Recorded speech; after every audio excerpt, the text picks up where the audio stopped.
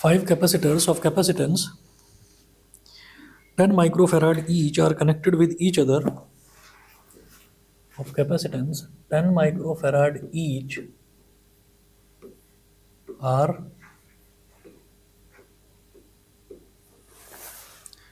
connected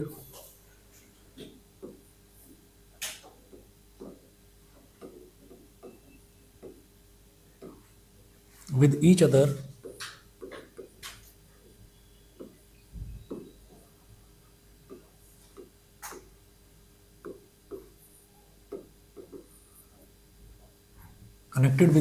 as shown in figure. Full stop. Calculate the total capacitance between the points A and C.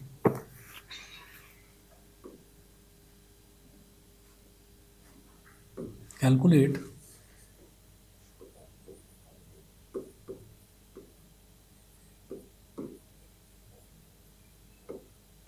the total capacitance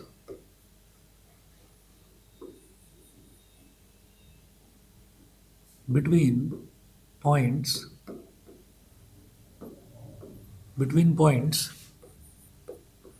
A and C. ए और सी के बीच का total capacitance आपको निकालना है. Figure देखिएगा, figure क्या दे रखी है. इसमें ऐसा है कि सबसे पहले यहाँ पर पॉइंट ए है, ए, फिर एक कैपेसिटर है C1, C3 और C5, एक के पीछे एक जुड़े हुए हैं.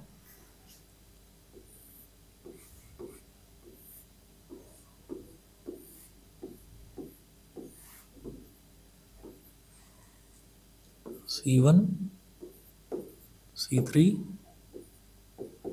C5, C1, C3, C5.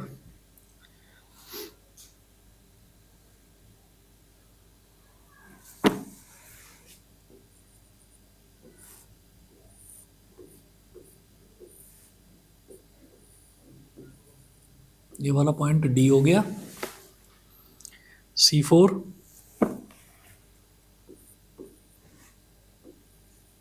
ये वाला पॉइंट बी हो गया.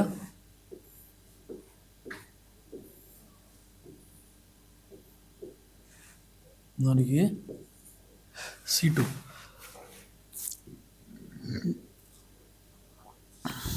ठीक है, तो ये सारे के सारे ना इस तरह से लगा रखे हैं.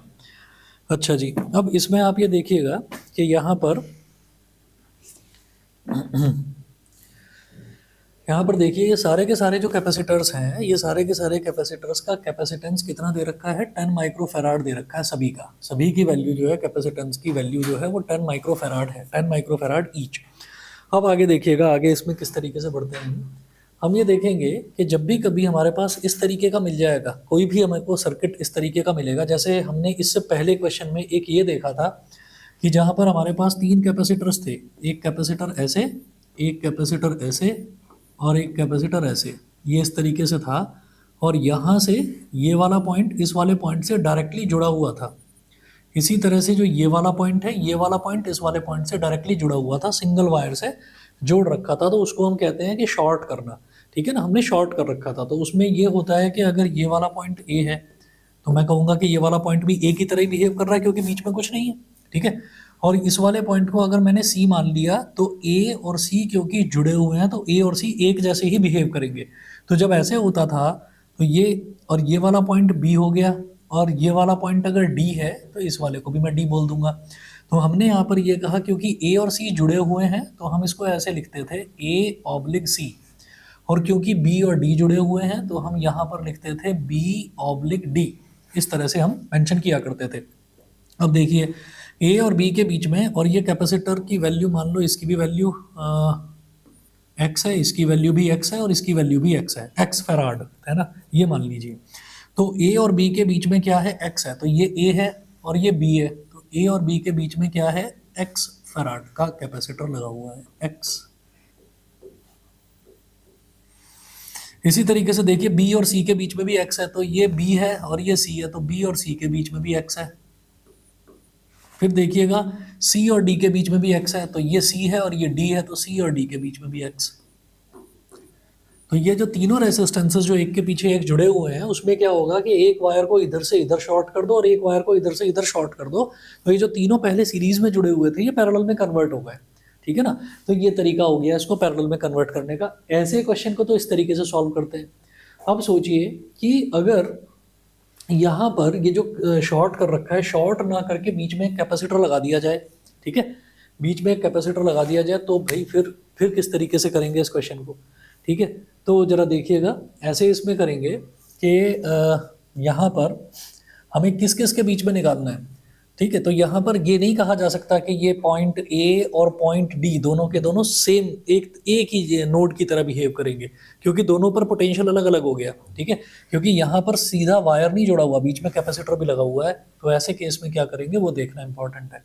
ठीक, तो ये तो मैंने आपको पहले वाले केस के तौर पर समझाया था। अब इसको किस तरह से सॉल्व करना है वो देखिएगा। हम यहाँ पर ऐसा करेंगे,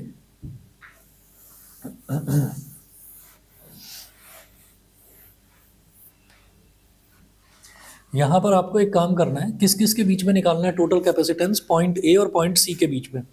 ठीक है ना, पॉइंट ए और पॉइंट सी के बीच में टोटल कैपेसिटेंस निकालना है। तो देखिएगा क्या करेंगे, यहाँ पर आप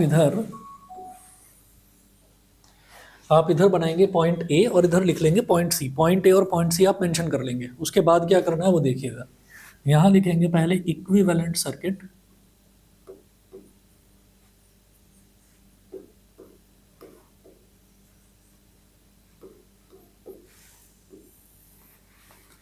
इधर आपने मेंशन करा पॉइंट ए मेंशन करा, फिर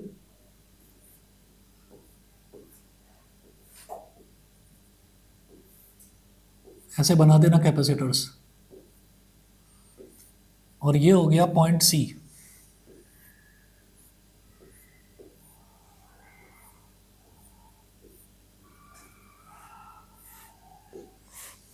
ठीक है, अब क्या करेंगे, पॉइंट ए और पॉइंट सी हमने इस तरीके से बना दिया। फिर क्या करना है मेरे को, अब मैं ये देखूंगा कि हमारे पास और कौन कौन से पॉइंट बचे। एक बी बचा और एक डी बचा, तो यहां पर लिख दीजिए बी और यहां पर लिख दीजिए डी। अब बताओ जरा, ए और बी के बीच में क्या जुड़ा हुआ है, ए और बी के बीच में कैपेसिटर है C1, तो ए और बी के बीच में यहां पर लिखिएगा C1। फिर देखिए बी और डी के बीच में क्या है, C3, तो बी और डी, ये बी है और ये डी है, तो बी और डी के बीच में कैपेसिटर कितना है, C3 हो गया। ठीक है, बी और डी के बीच में C3 हो गया। इसी तरीके से फिर हम देखेंगे डी और सी के बीच में कैपेसिटर क्या है, C5, डी और सी के बीच में, तो डी और सी के बीच में है C5। और इसी तरह से ए और डी के बीच में, तो यहाँ पर ए है और यहाँ पर डी है, तो ए और डी के बीच में है C4, तो ए और डी के बीच में यहाँ पर आ गया C4। तो इस तरीके से सर्किट डायग्राम ऐसे सिंप्लीफाई हो गया। अब इसको देख के नमस्ते, इसको देखकर ऐसा नहीं लग रहा जैसे व्हीटस्टोन ब्रिज मिल गया हो। व्हीटस्टोन ब्रिज का भी तो सर्किट डायग्राम ऐसा ही होता था। उसमें हमें ये देखना होता था, इसको कहता था मैं रेसिस्टेंस P, इसको बोलता था Q।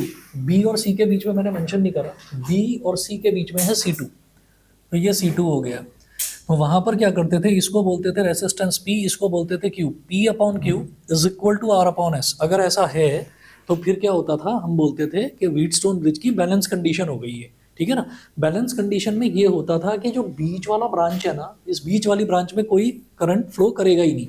तो जब किसी ब्रांच में करंट ही फ्लो नहीं करेगा, तो हम ये मानकर चल सकते हैं कि वो ब्रांच एग्जिस्ट ही नहीं करती है, तो उसमें करंट ही फ्लो नहीं कर रहा है, तो उसका कोई काम नहीं, उसको हटा दो। ठीक है, वही काम यहाँ पर कैपेसिटर्स में भी होता है। तो हम यहाँ पर ये लिखेंगे कि C1 अपॉन C2, C1 भी 10 माइक्रोफैराड और C2 भी 10 माइक्रोफैराड, क्या वैल्यू आ गई 1। और C4 upon C5, C4 upon C5, ये भी 10 माइक्रोफैराड, ये भी 10 माइक्रोफैराड, ये भी कट के 1 आ गए। तो हम ये कहेंगे since C1 upon C2 is equal to C4 upon C5. Since C1 upon C2 is equal to C4 upon C5, that is, it is a case of balanced Wheatstone bridge. It is a case of balanced Wheatstone bridge. Wheatstone bridge जब balanced condition में होता है तो हम ये कहेंगे therefore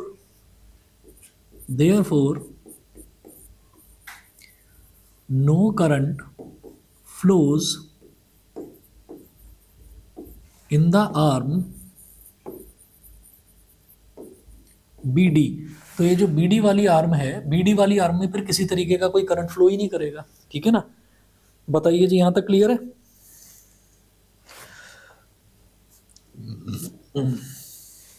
तो BD arm में कोई करंट फ्लो नहीं करेगा। ये करने के बाद में फिर मैं आगे बढ़ूंगा। यहां तक नोट कर लिया हो तो आगे बढ़े, नेक्स्ट स्लाइड में पहुंचू। अरे ये तो भाई भीग गया, कैसे? बॉटल थी क्या? हाँ, तुम्हारे वहां भी धूप नहीं आती? हमें भी कपड़ों का स्टैंड ऊपर रखना पड़ता। चलिए जी, तो हम ये कहेंगे कि BD जो ब्रांच है उसमें किसी तरीके का कोई करंट ही फ्लो नहीं करता। सो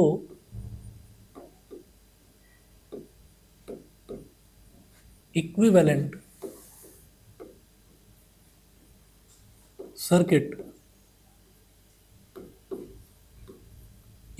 सर्किट विल बी, इधर है A,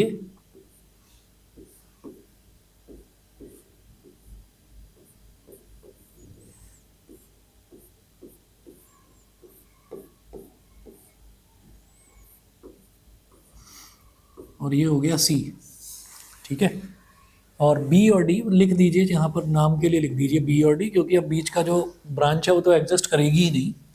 तो अब आप ये देखिएगा, ये हमारे पास हो गया C1 C2 C4 C5, ठीक है।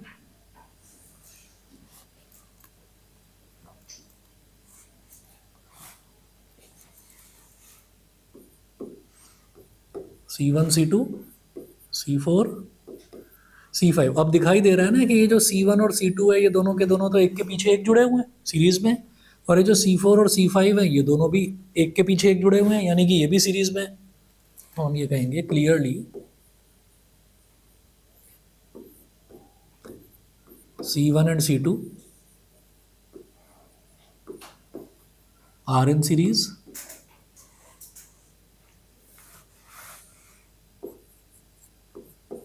so their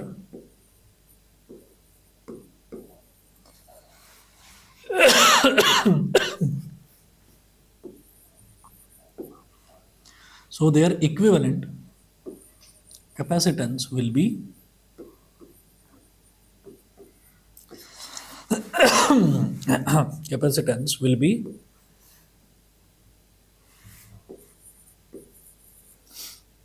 सीरीज में इक्विवेलेंट कैपेसिटेंस क्या होता है?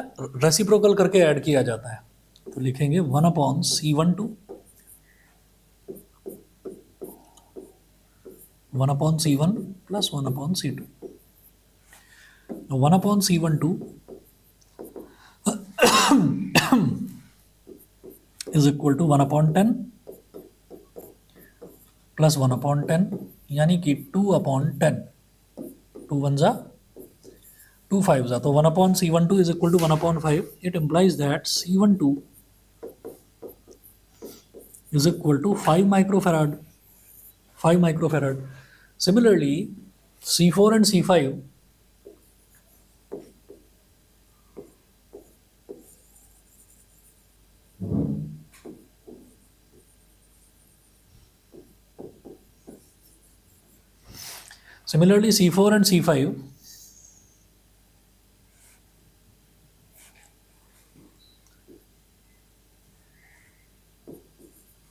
are also in series. Similarly, C4 and C5 are also in series. So 1/C45 is equal to 1/C4 plus 1/C5. 1/C45 is equal to 1/10, यहाँ पर भी वही 1/10 प्लस 1/10। ठीक है, पूरा कर नहीं रहा हूँ, सीधा सीधा लिख रहा हूँ। C45 इज इक्वल टू, यहाँ पर भी 5 माइक्रोफेराड ही हो जाएगा। ठीक है, एंड उसके बाद आप ये देखिए, ये जो C12 आएगा ये, और ये जो C45 आएगा, ये दोनों आपस में पैरेलल में हो जाएंगे।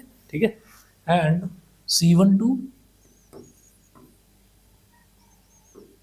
and C45 will be in parallel with each other.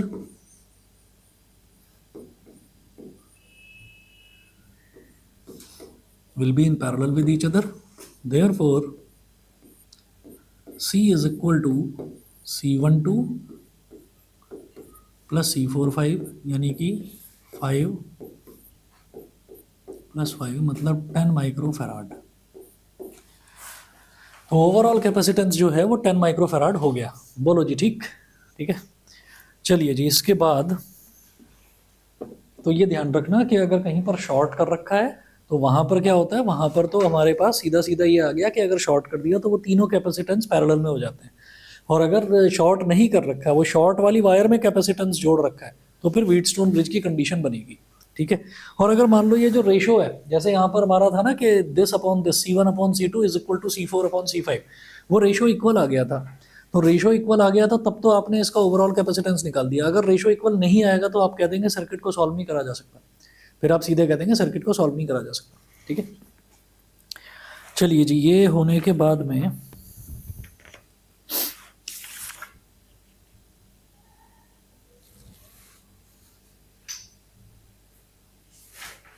तो आसान सही है।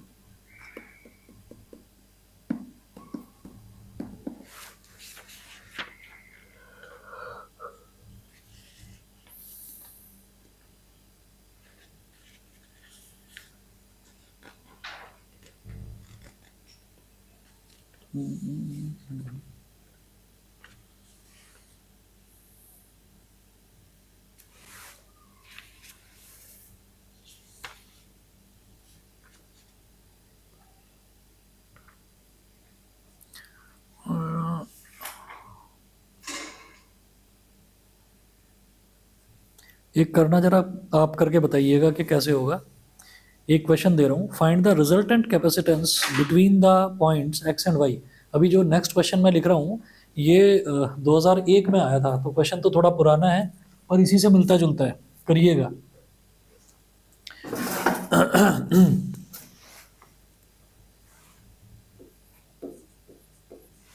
हाँ जी, क्वेश्चन नोट करिए, find the resultant capacitance between the points X and Y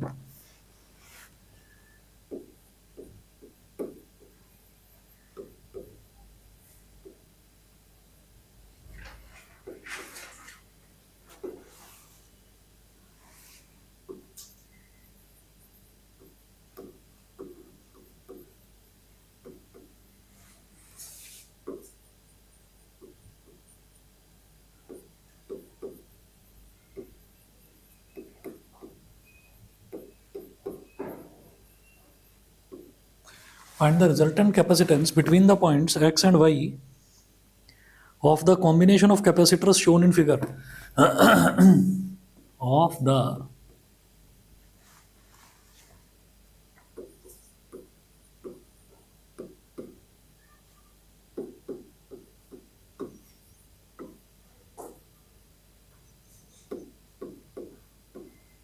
of the combination of capacitors shown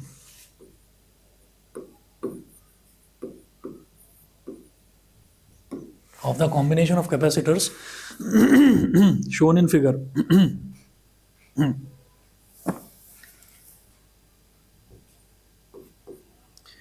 इधर तो पॉइंट दे रखा है x,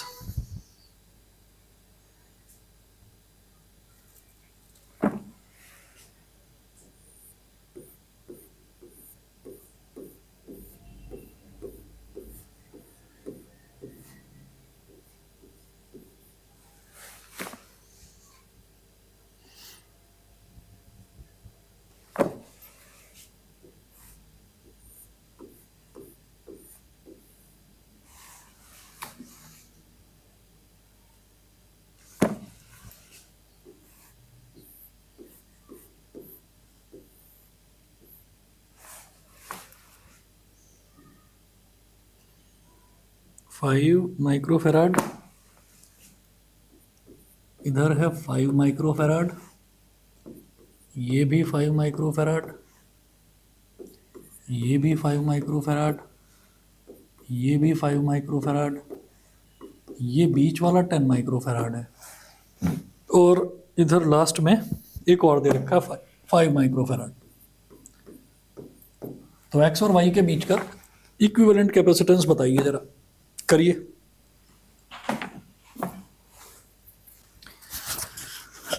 ऑनलाइन वाले ट्राई करिए जरा, ठीक है, मैं 1 मिनट में आ रहा हूँ।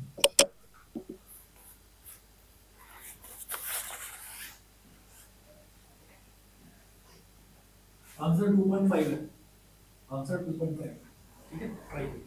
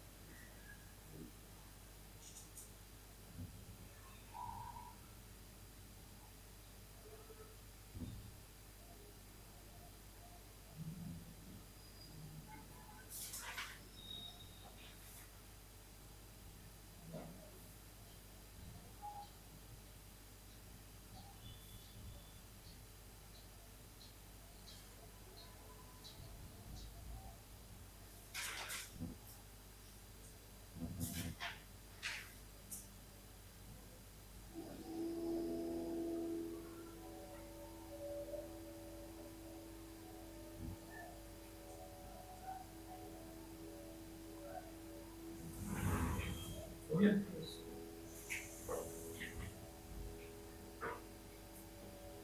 ऊपर का आ गया?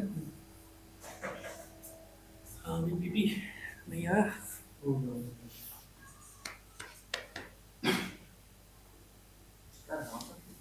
नहीं नहीं, मैं वो देख रहा हूँ कि किस कलाकारी के साथ कर रहे हो, ऊपर का पोर्शन छोड़कर इसको धूप में रख दो थोड़ी देर। ऑनलाइन वाले बताएं भाई, हुआ क्या? Yes sir. दिव्यांका हुआ?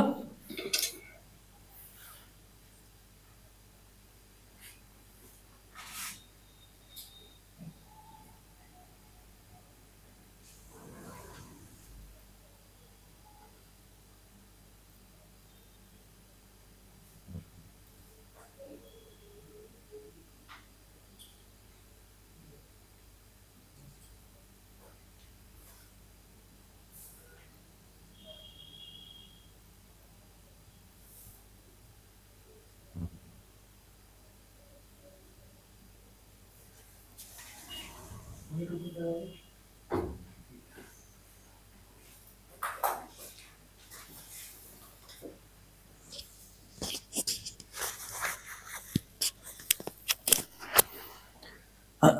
गया भाई? नहीं हुआ? कहाँ अटके हो भाई? अरे डायग्राम में आपको पता है क्या करना है? जैसे ये वाला पॉइंट तो एक्स है, ये वाला पॉइंट तो एज इट इज आपका एक्स हो गया, वो वाई तक मेरे को निकालना है। आपको इस वाले पॉइंट को जेड मान लेना है, ठीक है? और फिर इस पॉइंट को क्या करो, इस पॉइंट को ए मान लो और इस वाले पॉइंट को बी मान लो। और फिर क्या करिए, मेरे को ये दिखाई दे रहा है कि ये व्हीटस्टोन ब्रिज बन रहा है, तो हम क्या करेंगे, ये वाला पॉइंट ले लेंगे एक्स और ये वाला पॉइंट ले लेंगे जेड। तो हमने ऐसे लिया, इधर ले लिया एक्स, बिना कुछ सोचे समझे आप व्हीटस्टोन ब्रिज बना देना बस, ठीक है? और ये वाला पॉइंट हमने क्या लिया था, जेड, इस वाले पॉइंट को जेड बोल दो।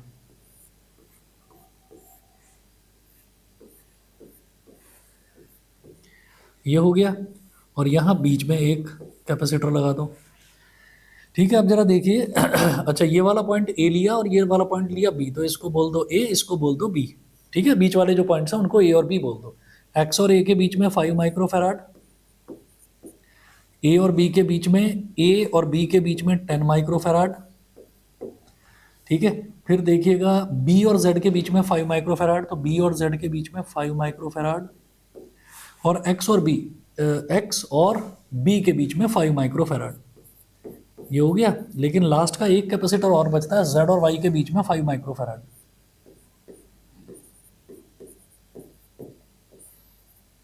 ये वाला पॉइंट वाई है, ठीक? तो अब आप ये देखिएगा, ये भी और ये भी 5 माइक्रोफैराड है ए और जेड के बीच में, ए और जेड, ए और जेड के बीच में 5 माइक्रोफैराड। तो यहाँ से ये समझ में आ गया कि 5/5 1 होता है और ये भी 5/5 1, तो रेशो दोनों का इक्वल। इसका मतलब ये जो बीच वाली ब्रांच है ये एग्जिस्ट ही नहीं करती है, एग्जिस्ट नहीं करती, तो ये 5 और 5 ये दोनों, आप इसका इक्विवेलेंट सर्किट डायग्राम ऐसे भी बना सकते हो।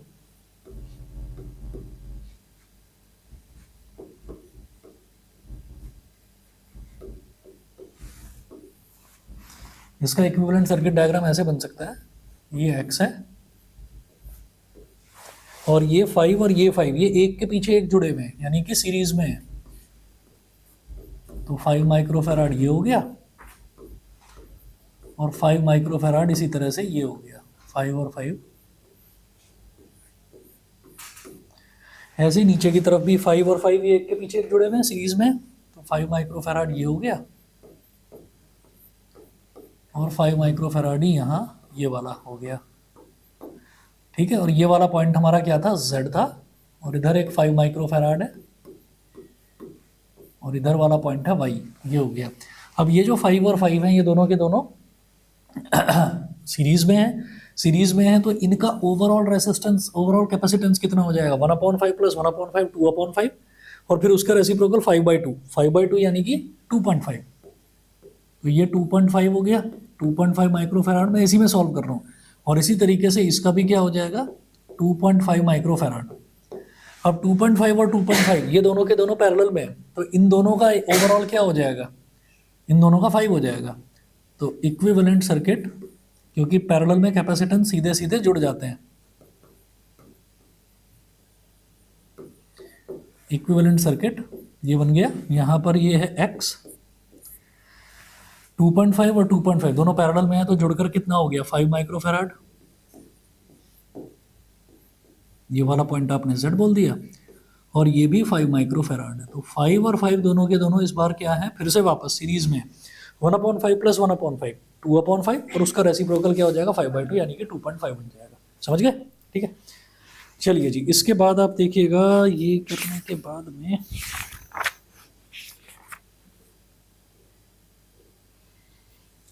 Energy stored in a capacitor, उसके 3 फॉर्मूले होते हैं। एक होता है हाफ CV², एक होता है हाफ Q²/C, और एक होता है हाफ QV, है ना? एनर्जी के 1-2 क्वेश्चन और देख लेते हैं। एनर्जी वाला जो है उसका डेरिवेशन सिलेबस में नहीं था, तो इसलिए मैंने उसका सीधा सीधा फॉर्मूला आपको लिखाया था।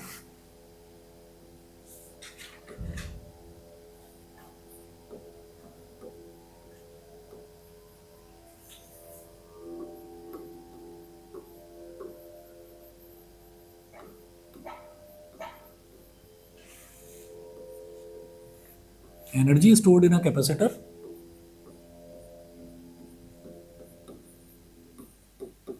half CV square या half Q square upon C या हाफ QV,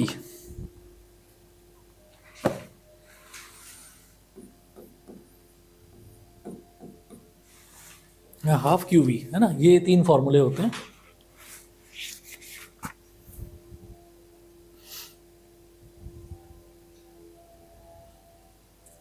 एक क्वेश्चन लिखिएगा, two identical capacitors of 12 pico farad, ये 2017 का है जो अब मैं लिखवा रहा हूँ। Two identical capacitors of 12 pico farad each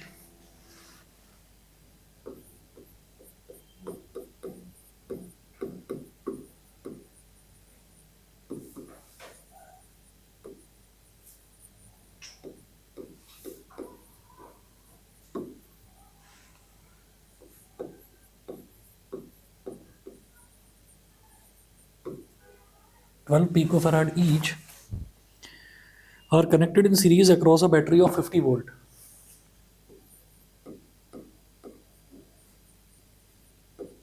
Are connected in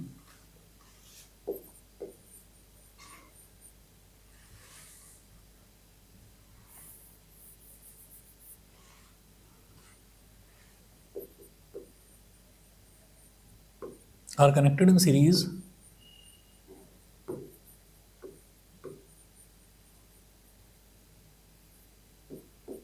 across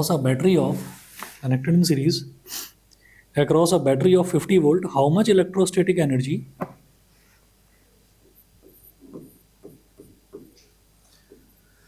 full stop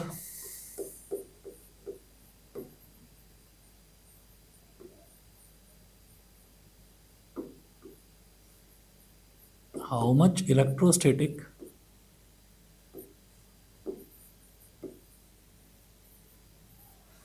electrostatic energy is stored in the combination.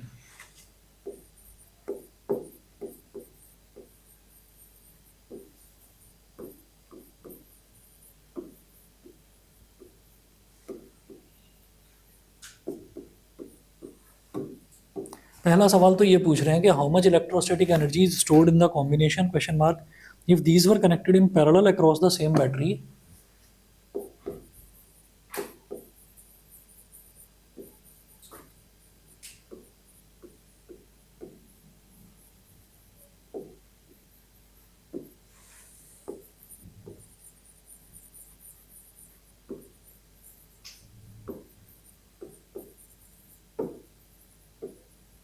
parallel across the same battery, if these were connected in parallel across the same battery, comma, how much energy will be stored in the combination now?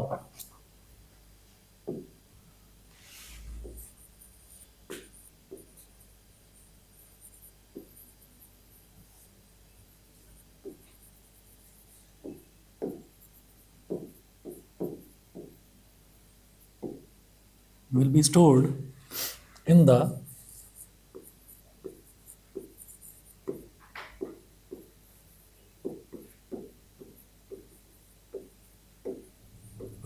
the combination now. Will be stored in the combination now. Question mark. Also find the charge drawn from the battery in each case.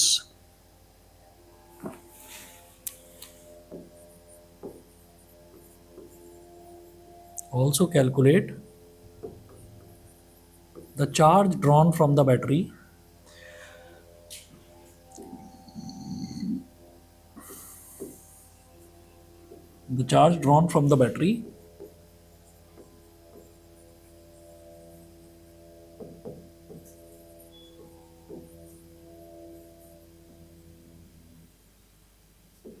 in each case.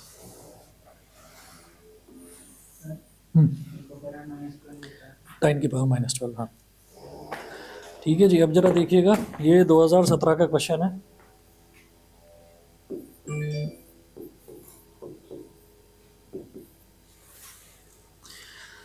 ठीक है जी, अब जरा देखिएगा, two identical capacitors of 12 picofarad each are connected in series across a battery of 50 volt. How much electrostatic energy is stored in the combination. आपको क्या करना है, यहाँ पर पहले सर्किट डायग्राम बना लेंगे इसका, केस फर्स्ट, ये जो दोनों कैपेसिटर्स हैं they are connected in series across a battery.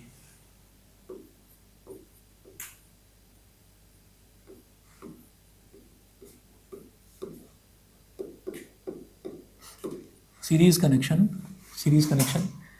So two identical capacitors of 12 picofarad each are connected in series.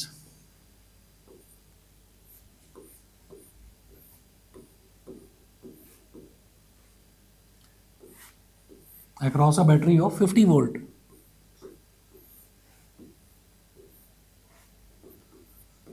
Battery दे रखी है 50 वोल्ट की, कैपेसिटर्स हैं 12 picofarad.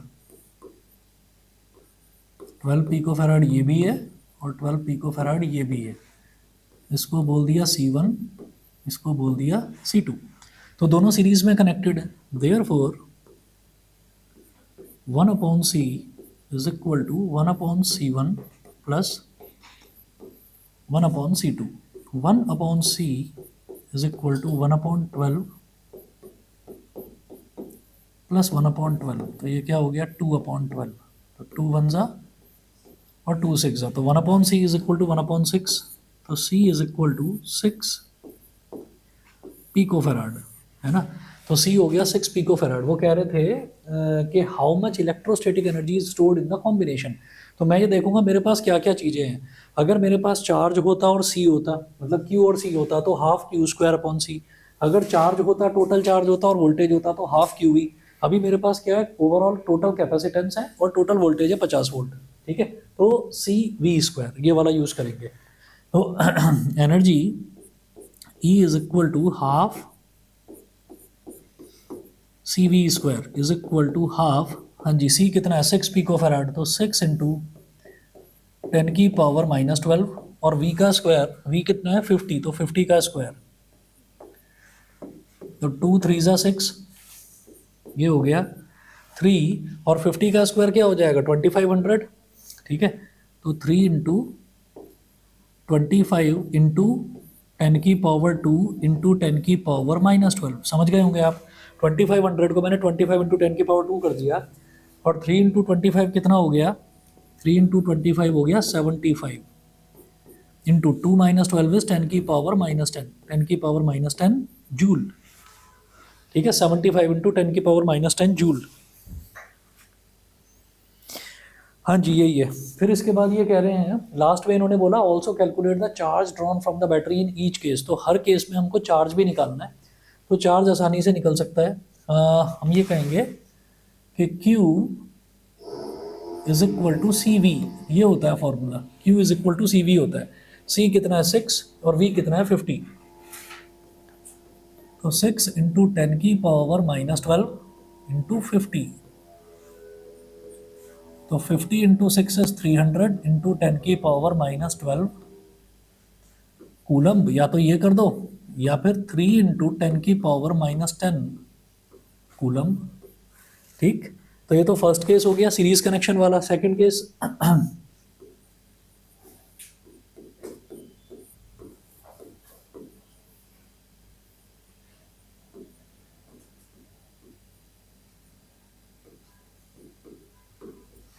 Case second parallel connection. तो जो पैरेलल कनेक्शन है, पैरेलल कनेक्शन में क्या होता है, यहाँ पर सीधे सीधे एडअप हो जाता है ओवरऑल कैपेसिटेंस।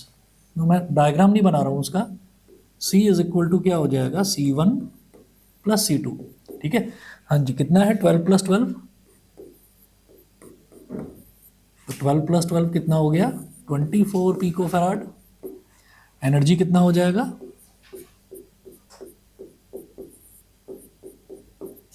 हाफ CV²,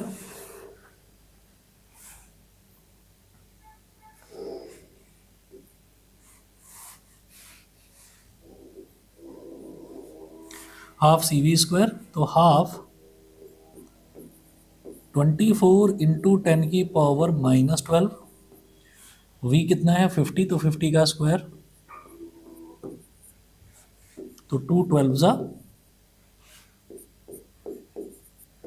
तो 12 इंटू 2500,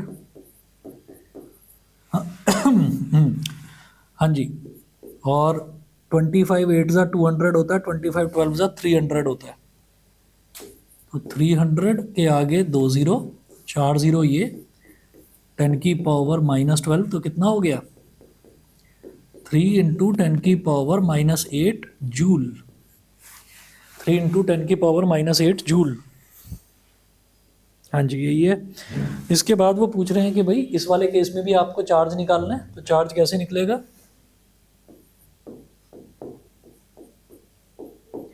सी कितना आया था 24 पिको फैराड, तो 24 इंटू 10 की पावर -12 मल्टीप्लाइड बाई वी कितना है 50। 50 इंटू 24,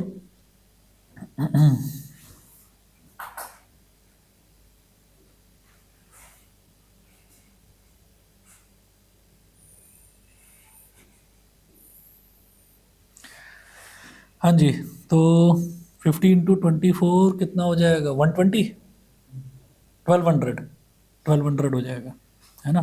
5 4 ज़ा 20, ये आया हमारे पास, एक ज़ीरो तो लास्ट में है ही, 5 4 ज़ा 20 का एक ज़ीरो आ गया, 2 कैरी आ गया, 5 2 ज़ा 10 और 2 12, 1200 इंटू 10 की पावर -12, तो 12 इंटू 10 की पावर -10 कूलम, 12 इंटू 10 की पावर -10 कूलम। ठीक है जी।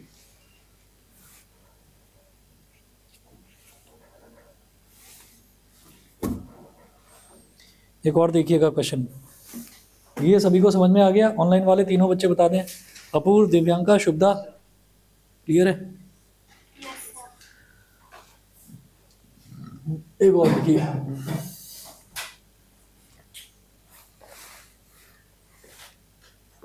अब जो लिखवा रहा हूँ ये भी 2017 में आया लेकिन दिल्ली बोर्ड में। A 12 picofarad capacitor is connected to a 50-volt battery.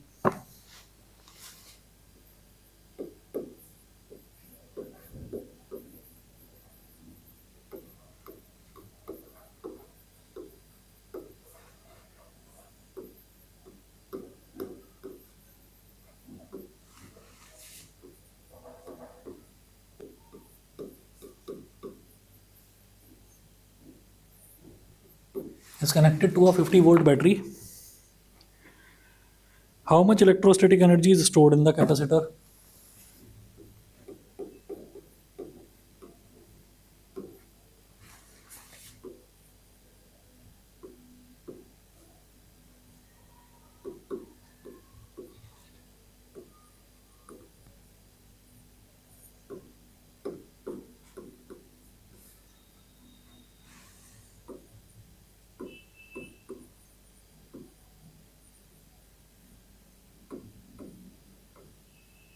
Is stored in the capacitor.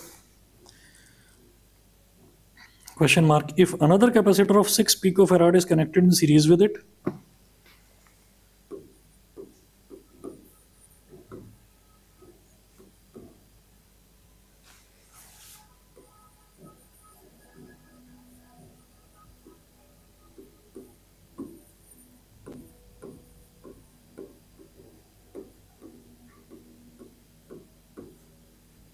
is connected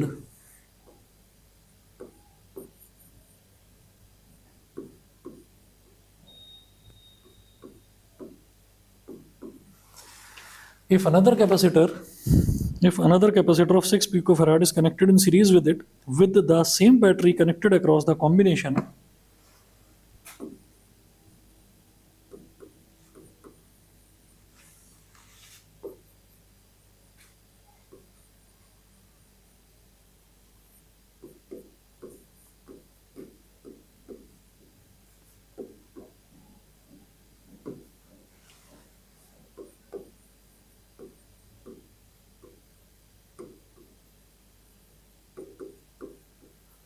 with the same battery connected across the combination, comma, find the charge stored and potential difference across each capacitor.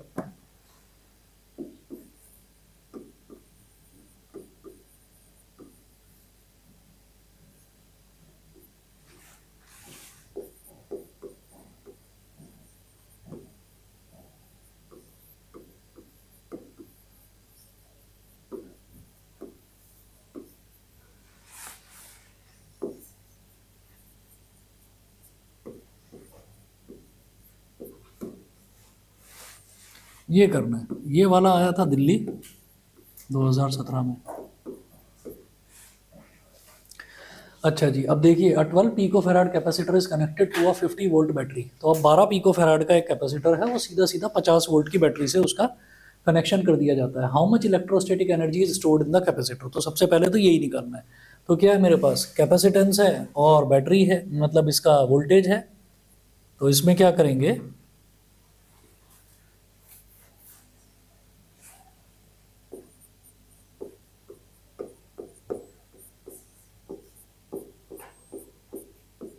E is equal to half C V square 1/2, कितना है 12 pico farad. तो 12 into 10⁻⁻12 और v का square यानी कि 50 का square, 2 6 12।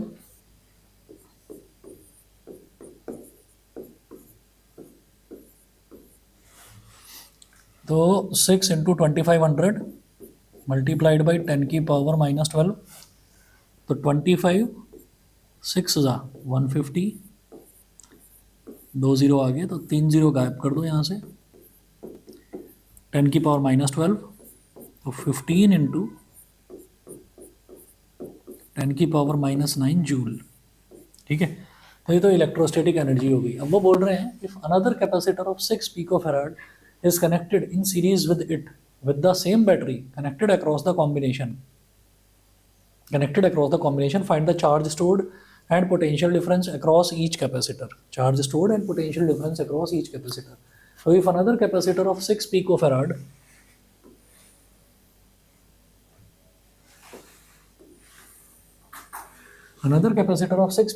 is connected in series with it with the same battery connected across the combination. Series में जोड़ा जा रहा है एक और कैपेसिटर 6 पिकोफैराड का। ठीक है, तो जो न्यू केस है उसमें देखिएगा,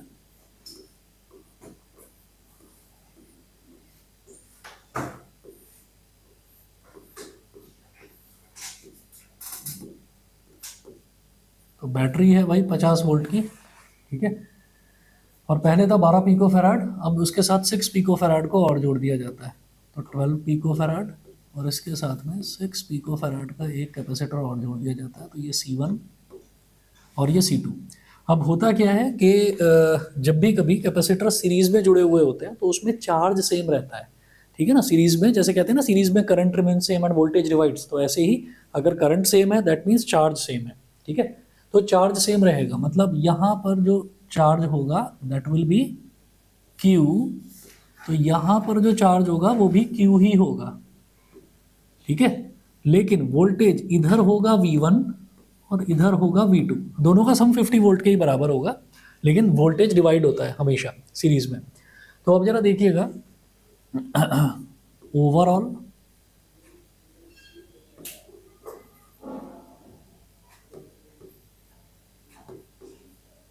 ओवरऑल कैपेसिटेंस क्या हो जाएगा, क्योंकि सीरीज में है तो रेसिप्रोकल करके एडिशन होगा। 1/C is equal to 1/C1 plus 1/C2। तो 1/C is equal to 1/12 plus 1/6। तो 1/C इज इक्वल टू 12 और 6 का एलसीएम 12, 1 हो गया। 6 2 ज़ा 12, 2 1 ज़ा 2, 3/12, तो 3 1 ज़ा और 3 4 ज़ा। तो ओवरऑल कैपेसिटेंस जो है वो हो गया 4 पिको फैराड। ठीक है, ओवरऑल टोटल जो वोल्टेज है वो 50 वोल्ट दे रखी है, तो हम ये कहेंगे Q कितना हो जाएगा, Q हो जाएगा CV तो C कितना है 4 इंटू 10⁻⁻12 और V कितना है 50। 50 4 ज़ा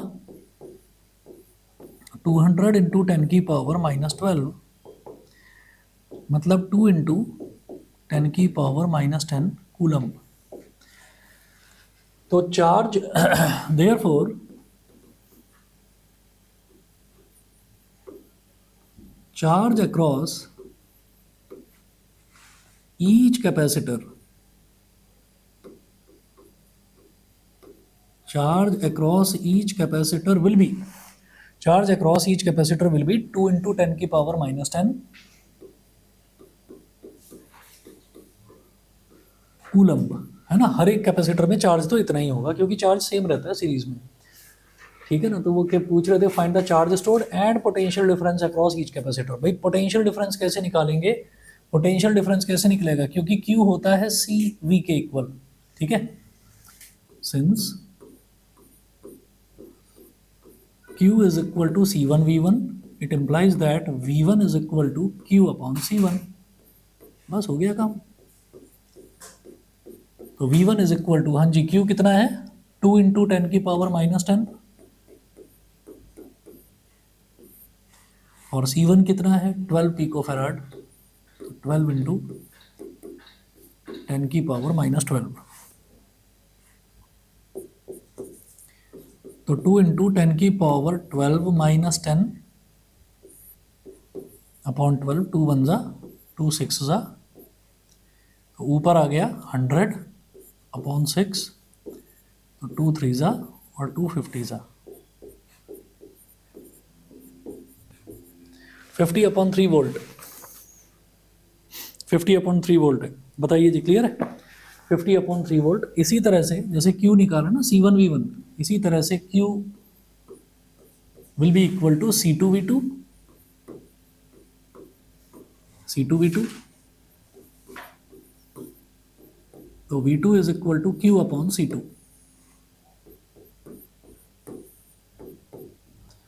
Q कितना है, वही 2 इंटू 10 की पावर, एक्चुअली 200 इंटू 10 की पावर -12 बोल दीजिए, ज़्यादा आसान रहेगा। और उससे क्या होगा कि C2 हमारा 6 पिको फैराड है ही, तो 6 इंटू 10 की पावर -12, 10 की पावर -12 से 10 की पावर -12 कैंसिल आउट हो गया, 2 3 जा और 2 100 जा, तो V2 कितना हो गया, 100 अपॉन 3 वोल्ट, ठीक है। और तरीका क्या है ये जानने का कि हमने गलत करा है या सही करा है, कि दोनों वोल्टेजेस को ऐड करके देख लो, वो टोटल वोल्टेज के बराबर आना चाहिए। तो 50 अपॉन 3 प्लस 100 अपॉन 3 कितना हो जाएगा, 150 अपॉन 3, 150 अपॉन 3 50 ही होता है, ठीक है। तो ये पूरी तरीके से सही है, ठीक है जी। बस इतना करिए, बाकी कल शाम को क्लास रखूँगा। कल शाम की क्लास में आपका वो जो डुअल नेचर करवा रहे थे, डुअल नेचर फिनिश करवा के फिर एटम्स वाला स्टार्ट कर देंगे, वही जो PYQs हम कर रहे थे ना वो, ठीक है।